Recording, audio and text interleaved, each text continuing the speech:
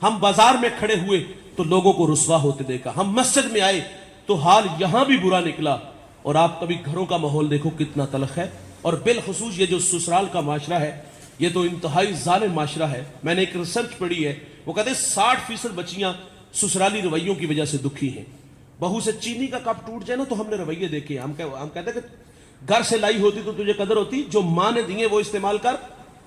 اگر کسی بات پہ جھگڑا ہو تو ہم کہتے ہیں بلائے دے پچھلے انو, بوڑھے ماں باپ سامنے بیٹھے ہوتے اور تڑ تڑ زبان چلتی ہے. یہ سکھا کے بھیجا ہے, ماں چادر رکھ دیتی, بوڑھا پگڑی رکھ دیتا ہے, داماد کو حیا بھی نہیں آ رہی. اور لہجہ کیا ہوتا ہے, یہ آخری بار ہے, آئندہ ہوا تو اس کو اپنے گھر میں رکھنا. میرے نبی فرماتے تمہارے 3 باپ ہیں, ایک جس نے جنم دیا, ایک جس نے تعلیم دی, اور تیسرا وہ جس نے تمہیں اپنی بیٹی دی. سسر بھی باپ ہوتا ہے دوست.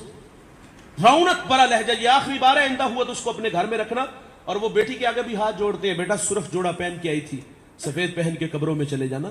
حسرت بری نگاہوں سے دیکھتی ماں, 2 وقت کا کھانا نہیں ملے گا, رہنے کو ایک چارپائی نہیں ملے گی.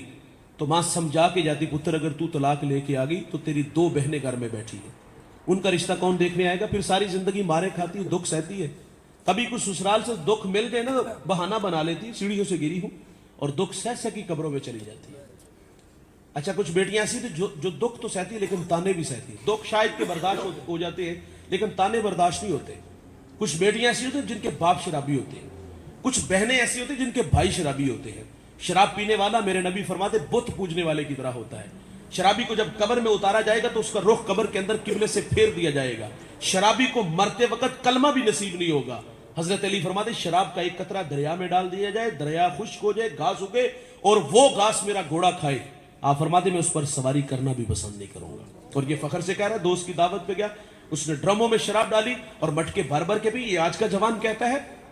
کچھ بیٹیاں ایسی ہوتی جن کے باپ اور بھائی شرابی ہوتے ہیں, شرابی کی بیٹی اور شرابی کی بہن کہلاتی. وہ تو پہلے بیچاری بڑی دکھی ہے یار, ہمارے رویوں کی وجہ سے اسے سسرال سے اور بھی دکھ ملتے ہیں.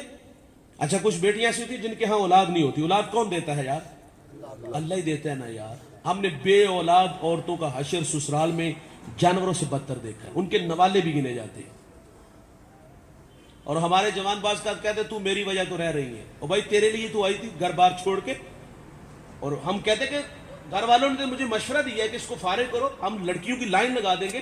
گڈی گڈے کا کھیل ہے یار, ٹشو ہے جسے یوز کیا اور پھینک دیا. یہ امتحان ہماری بہن بیٹی کے ساتھ بھی تو ہو سکتا ہے نا یار. اولاد نہ ہو تو نہیں جینے دیتے, اور اگر اولاد ہو تو صرف بیٹیاں ہوں تو پھر بھی نہیں جینے دیتے, پھر بھی نہیں جینے دیتے. مجھے فیصلہ آباد سے ایک بڑھیا نکال کے مجھے کہتی مولوی صاحب دعا کرو اللہ میری بیٹی کو بیٹا دے. میں نے کہا ماں جی پہلے اولاد کوئی نہیں, کہتی 4 بیٹیاں. میں نے کہا بیٹیاں رحمت ہیں. مجھے کہتے انہوں نے دھمکی دی ہوئی ہے اگر بیٹا نہ ہوا تو اس کو اپنے گھر میں رکھنا. وہ ساگر نے کہا تھا نا کہ کون کہتا ہے کہ ظلمات نے دم توڑ دیا ہے. ہم لوگ آج بھی اندھیروں میں کھڑے ہیں, اور میرے نبی تو بیٹی کو رحمت کہتے ہیں. میرے نبی بیٹی گھر آتی تو اٹھ کے بیٹی کا استقبال کرتے ہیں, جگر کا ٹکڑا بیٹی کو کہا. اور آج کسی کی ہاں زیادہ بیٹیاں ہوں بنسبت اس عورت کی جو زیادہ لڑکے جنم دے, اس کی عزت کم ہوتی ہے. میری شادی ہوئی تو میں نے اللہ سے دعا کی تھی, یا اللہ مجھے پہلی بیٹی عطا کرنا. میرے لیے وہ دن بہت بڑا دن تھا جب میرے گھر میں رحمت اتری. ہم ہاسپٹل میں تھے تو ساتھ والے کمرے سے رونے کی آواز آئی. میں نے ماں جی سے کہا دیکھیے اللہ خیر فرمائے, ماں چل بسی یا بچے کو کچھ ہوا تو مجھے واپس آ کے بتا دیجیے 4تھی بیٹی ہوئی ہے. او بھائی ہم تو ایک انگلی نہیں بنا سکتے, تقدیر سے کیوں الجھتے ہیں. یہ اللہ کی مرضی ہے, کسی کو بیٹے دے کسی کو بیٹیاں دے نہ دے. ہم کون ہوتے ہیں مخل ہونے والے, ہم کیوں ہوتے ہیں اس کو رسوا کرنے والے. اور پھر ایسی عورتوں کو ہر ہفتے بعد کٹہرے میں کھڑا کیا ہوتا ہے. ایک گھر کا جھگڑا تھا, ہمارے دیہاتوں کے مسائل شاید کہ آپ لوگوں سے تھوڑے سے مختلف ہوں گے, لیکن سسرال کا معاشرہ ہم نے جتنا دیکھا ہے تقریباً ملتا جلتے رویے ہیں. تو ایک گھر کا جھگڑا تھا, مجھے بھی بلا لیا گیا, میں نے بات سنی, کوئی اتنی بڑی بات نہیں تھی. تو میں نے وہ ہمارے دیہاتوں میں کہتے ہیں آٹا گنی تے ہل نہیں گئے, چھوٹی چھوٹی باتیں. میں نے کہا اماں جان دے یہ بھی بیٹی ہے, معاف کر دو. رونق برا لہجہ, پاؤں سے جوتا اترا اور اس بڑھیا نے اس کے بھائی کے منہ پہ مارا, اور آواز کیا تھی جتی پوری آئی نہ آئی تے لا کے سٹ چھڑی. میں سر پکڑ کے بیٹھ گیا, کوئی مرد بات کرتا تو میں بحث کرتا, یہ عورت کے بارے میں کہہ رہی ہے. اور میرے نبی تو عورت کو عزت عطا فرماتے ہیں. سیدہ خدیجہ رضی اللہ تعالی عنہا نے فاطمہ الزہرا سے فرمایا بیٹا جاؤ ابو سے کہو کہ وہی کے وقت جو چادر آپ کے کندھوں پہ ہوتی تھی وہ عطا کر دے. آپ نے آ کے عرض کیا, حضور فرماتے بیٹے جاؤ ماں سے پوچھو کہ چادر کرنی کیا ہے. آپ گھر آتی تو حضور بھی تشریف لے آتے ہیں. فرمایا خدیجہ خیریت, عرض کی حضور بطور برکت کفن کے لیے ساتھ لے جانا چاہتی ہوں. میرے نبی فرماتے آپ چادر مانگ رہی ہو، اگر میں محمد کے جسم کی جلد مانگتی تو میں تمہیں وہ بھی عطا کر دیتا.